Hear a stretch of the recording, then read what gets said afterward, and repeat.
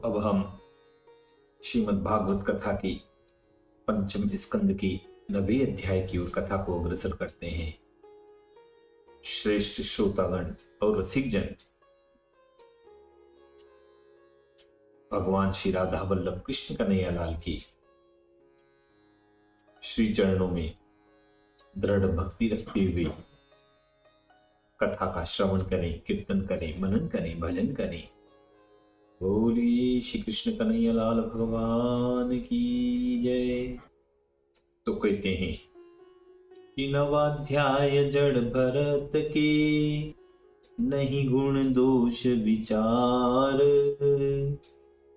देवी डिग मारने लगे तबहु रहे अविकार।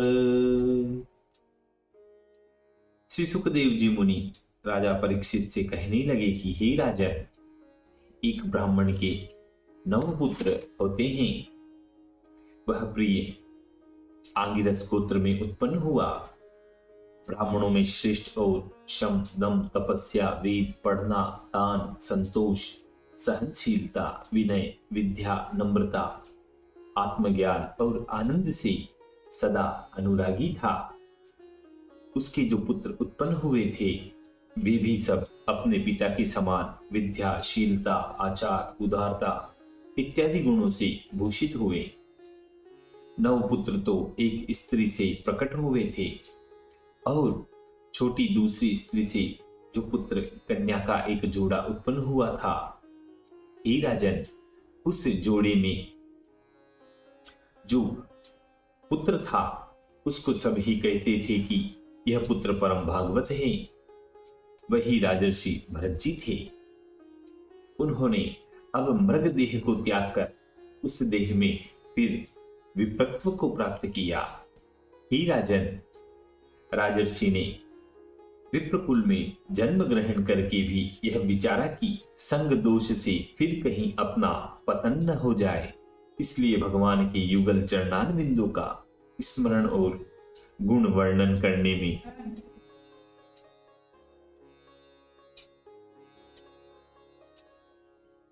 कर्म के बंधनों का नाश हो जाता है। यह मन में भली भांति से विचार करते हुए सब लोगों के निकट अपने को पागल व मूर्ख अथवा अंधा या बहरा, हे महाराज, उनके मन में आत्मभ्रंश भय के उत्पन्न होने का कारण यह था कि भगवान के अनुग्रह से और देह पाकर भी इनको अपने पूर्व जन्म की याद आती थी। यद्यपि यह संतान जड़ हुआ तो भी उस ब्राह्मण का मन संतान के स्नेह में बंध जाने से उस कारण उसने उसकी समान वर्तनांत सब संस्कार यथाशास्त्र कही हुई विधि से किए और यज्ञोपवीत देकर उनकी सब नियम, सोच, आचमनादिक कर्मों के नियम यद्यपि इस पुत्र को अच्छे नहीं लगते थे तो भी पिता का कार्य पुत्रों को सिखाने का है। इस कारण उनको सब वह सिखाने लगा। परंतु यह जड़ भरत जी पिता के शिक्षा देने पर भी उनके समीप आचार आदि में गड़बड़ी का व्यवहार करने लगे। इनके पिता ने वेद व्रतादि की आदि में श्रवणादि मास में इनको प्रणव सहित त्रिपद गायत्री मंत्र पढ़ाएं, ऐसा विचार किया। अतएव वसंत और ग्रीष्म ऋतु में ही अर्थात चैत्रादि 4 मास में ओंकार और शिव सहित गायत्री मंत्र सिखा देने की चेष्टा की, परंतु तो भी उस ब्राह्मण का मनोरथ सिद्ध नहीं हुआ। अर्थात जड़ भरत 4 महीने में भी ओंकार और शिव सहित गायत्री मंत्र नहीं सीख सका। वह ब्राह्मण उस जड़ पुत्र को अपने आत्मा के तुल्य समझता था। इस कारण उसके चित्त का अनुराग जड़ भरत में बहुत था और संतान को पढ़ाना सिखाना आवश्यकीय कार्य है। इस असत आग्रह में व्यग्र होकर नियमित काल तक ब्रह्मचर्य धारण करने वालों के कर्तव्य, कर्म, सोच, पढ़ना, व्रत, नियम, गुरु की सेवा इत्यादि करना, यद्यपि उन सब कर्मों के करने में पुत्र की रुचि नहीं थी, तो भी स्नेह के वश होकर सदा ही यह ब्राह्मण पुत्र को उपदेश करता था कि पुत्र किसी प्रकार से पंडित हो जाए। उसके मन में यह जो वासना थी वह किसी प्रकार से पूरी नहीं हुई। आशा मात्र ही केवल काल व्यतीत करने लगी। यह विप्र इस प्रकार से असावधान होकर जड़ भरत की पंडित बनाने की चिंता में था। इतने में सावधान काल ने आकर उसका संहार कर डाला। जब उस ब्राह्मण की मृत्यु हो गई, तब उसकी छोटी स्त्री अपने उदर से उत्पन्न हुए पुत्र कन्या को सबत के हाथ में सौंप कर आप पति के साथ पतिलोक को प्राप्त हो गई। पति के मर जाने पर भरत के भाइयों ने उस भरत को जड़मति समझकर उपदेश देने व शिक्षा देने का प्रबंध एक वारगी त्याग कर दिया। हे राजन, भरत के भाइयों की बुद्धि वेद विद्या में नहीं थी, केवल कर्म विद्या को ही पुरुषार्थ समझते थे, परंतु ब्रह्म विद्या में उन्होंने कुछ परिश्रम नहीं किया था। इस कारण से भरत जी की महिमा के प्रभाव को नहीं समझते थे। पशुओं के तुल्य पामर मनुष्य भरत जी को जड़ अथवा बहरा गूंगा समझकर उनके साथ जिस प्रकार से वार्तालाप करते थे, भरत जी भी उनको वैसा ही उत्तर देते थे और जो कोई जो काम करता था तो उसकी इच्छा अनुसार वही कार्य कर देते थे। मनुष्य बिना वेतन के कार्य करने के लिए इनको पकड़ ले जाने पर जो कुछ खाने की सामग्री पाते अथवा वेतन से व प्रार्थना करने से अथवा आपसे ही जो कुछ अच्छा बुरा अन्न मिल जाता था उसको भोजन मात्र कर लेते। इससे इंद्रियों की प्रसन्नता होगी ऐसा विचार नहीं करते थे, क्योंकि उत्पादक शून्य जिनका कोई बनाने वाला नहीं और कोई उनका प्रकट करने वाला नहीं, ऐसा जो विशुद्ध अनुभव है और उसका स्वरूप जो आनंदमय आत्मा है, उसकी प्रीति में ही संतुष्ट रहते थे। अर्थात आत्मा का ऐसा रूप है, यह ज्ञान उनको प्राप्त हो गया था। दूसरे मान अपमानादिका का जो द्वंद्व झगड़ा है और उससे होने वाले जो सुख दुख हैं, उनके विषय में भी उनको देहाभिमान नहीं था। इस कारण शीत, गर्मी, वात, वर्षादि में वह नग्न शरीर से अकेले बेल के समान घूमा करते थे। उनका शरीर बेल के समान हष्टपुष्ट था और अंग प्रत्यंग सब कड़े थे। पृथ्वी में शयन करने से, तेल की न मलने से, स्नान न करने से सदा उनके शरीर पर धूली उड़ती रहती थी। इस कारण ब्रह्म तेज महामणि के समान मलिन रहकर अप्रकाशित रहता था। दूसरे कमर में मेले कुचले फटे पुराने कपड़े और छाती में मलिन यज्ञोपवीत पड़ा रहने से कोई उनकी महिमा नहीं जानता था। कोई उनको यह पुरुष नीच ब्राह्मण जाति का है, कोई ब्रह्मबंधु अर्थात ब्राह्मणों में अधम कहकर उनका अपमान करते थे। जबकि वे किसी से उसका कार्य करके वेतन स्वरूप आहार की प्रार्थना करते हुए फिरने लगे, तब उनके भाइयों ने उन्हें आहार का लोभ दिखाकर चावलों के खेत में क्यारियों के बनाने में नियुक्त किया। तब जड़ भरत जी इस कार्य को ही करने लगे, परंतु यह मिट्टी डालने से क्यारी बराबर होगी या अधिक व छोटी हो जाएगी, इस बात को जड़ भरत जी नहीं जानते थे। आहा, इसीलिए यहाँ एक दोहा भी कहा गया है कि खनन लगे तो खनत ही, देत कूप बनाय, कहूं ऊंच कर देत अति, जाते खेत नशाय। कभी घास के संग में अन्न को ही काटते थे और जो कोई पशु खेत में आता था तो उसको अत्यंत प्रेम से चराते थे।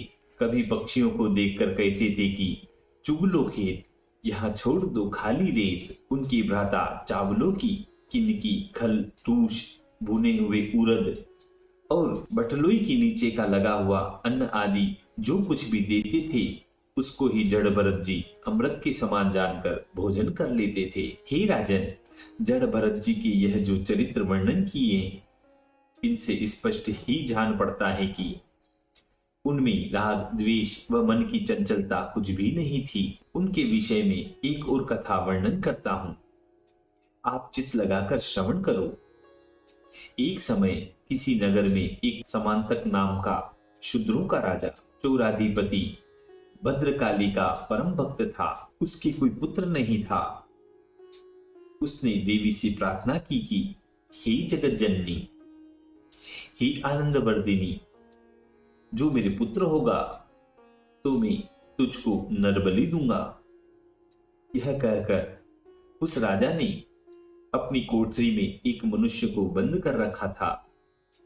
कुछ कालोपरांत उसकी पुत्र उत्पन्न हो गया।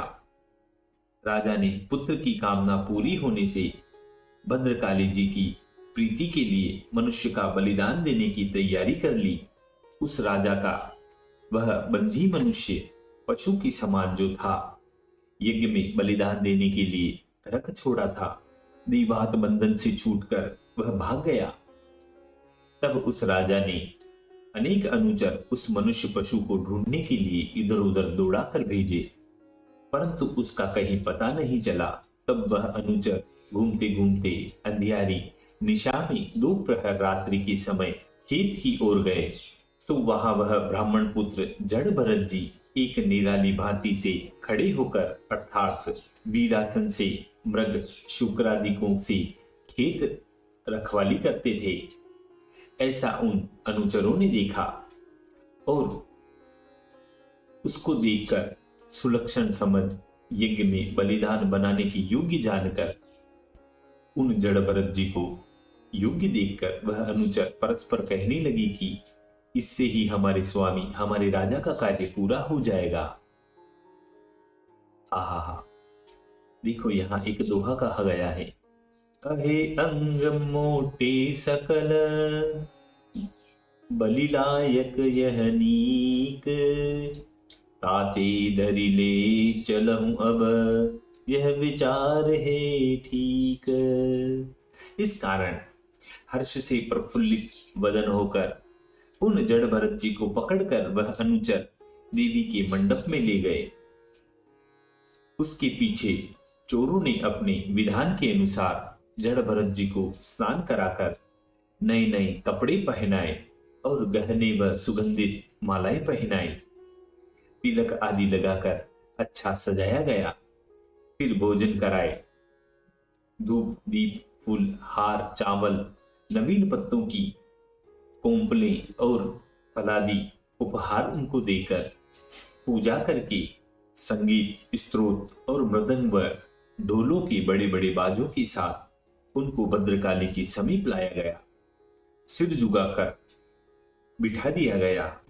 उसके पीछे तस्कर राज को पुरोहित कर्म के कराने में जो पुरुष नियुक्त था, उसने एक पुरुष रूप पशु के आसन से भद्रकाली को प्रसन्न करने के लिए देवी के मंत्र से अभिमंत्रित की हुई कृष्ण कराल करवाल ग्रहण की। इन सब तस्करों का स्वभाव रजोगुण और तमोगुण पूर्ण था और उन लोगों का धन मद के कारण मर्यादा रहित हो गया था। इसलिए वे लोग भगवान की कला युक्त ब्रह्मकुल का अपमान कर अपनी इच्छा अनुसार उल्टे मार्ग पर चले। इस कारण ये लोग भयंकर कार्य करने में लगे, परंतु भद्रकाली देवी क्या उनकी पूजा ग्रहण कर सकती हैं? वे पहले ही मूर्ति को परित्याग करके बाहर निकल आए, क्योंकि जो ब्रह्म ऋषि की संतान, किसी से वीर भाव न रखने वाले, सब प्राणियों के मित्र, आपातकाल के समय लाकी की हिंसा में भी जिनकी मार डालने वालों की आज्ञा नहीं हो, सब प्राणियों के मित्र आपातकाल के समय लाकी की हिंसा में भी जिनकी मार डालने की आज्ञा नहीं हो सकती, उनका सिर काटकर बलिदान होना देवी जी सामने रहकर नहीं देख सकती। अतः इस कारण उन्होंने प्रतिमा का त्याग कर दिया। अधिक करके देवी जी के शरीर में दाह होने के कारण उनमें अतिशय क्रोध और वेग आ गया। उस वेग के कारण उनकी भ्रुकुटी और कराल दाढ़ी अरुण वर्ण नयन भयंकर हो गए। वह मानो जगत का नाश कर डालेगी, इस प्रकार के भाव से क्रोध में भरकर घोरतर शब्द सहित ठठाए ठठाए वह हंसने लगी और उन पापात्मा दुष्ट तस्करादिकों के ऊपर झटपट उनके ही खड़क से उन लोगों का सिर काट लिया। सिर कट जाने से उन सब तस्करों के गले से जो अति गर्म आसव तुल्य रुधिर निकलने लगा, उसको अपनी योगिनी पिशाचिनियों सहित जगदम्बा जी ने पान किया। इतना पिया कि विहल होकर अपने पार्षदों सहित ऊंची स्वर से गाकर वह नृत्य करने लगी और उन मृतक तस्करों की मस्तकों को गेंद के समान उछाल उछाल कर उनसे खेलने लगी। श्री सुखदेव जी मुनि का कहते हैं कि हे राजा परीक्षित, इन सब तस्करों की ऐसी दुर्गति का हो कुछ विचित्र बात नहीं है, क्योंकि बड़े पुरुषों के साथ अत्याचार करने से इसी प्रकार से बहुधा अपने आप ही बुरे पुरुषों का बुरा हो जाता है। यह निश्चित जानो हे विष्णुदत्त परीक्षित, जो सब पुरुष भगवत की उपासना करने वाले परमहंस हैं, उनकी देह आदि में आत्मभाव स्वरूप हृदय ग्रंथि छूट जाती है और वे सब प्राणियों के मित्र आत्मा स्वरूप हो जाते हैं। उनका कोई शत्रु नहीं रहता। स्वयं भगवान सावधान होकर काल चक्र रूप प्रधान आयु से उन्हीं भद्रकाली इत्यादि रूपों द्वारा सदा ही अपने भक्तों की रक्षा करते हैं। इससे जहां पर किसी प्रकार के भय की संभावना नहीं है, उन भगवान के चरणान बिंदु की जो कोई शरण आते हैं, उनका यदि सिर भी कट जाए तो भी वे बिना संभ्रम के रहते हैं। इसमें कुछ आश्चर्य नहीं है और उनसे परमेश्वर भी प्रसन्न रहते हैं। और यह कहते हैं, यहाँ एक भजन लिखा गया है, जो कोई चित्त से मोहि न बिसारे, मैं न बिसारो प्रण है यही मेरा। धर्म प्रिय हो धर्म बढ़ाऊं, सकल कार्य कर अर्थ जताऊं। मुक्ति चाहे तो पार लगाऊं, छिन पल नाहिन लागत बेरा।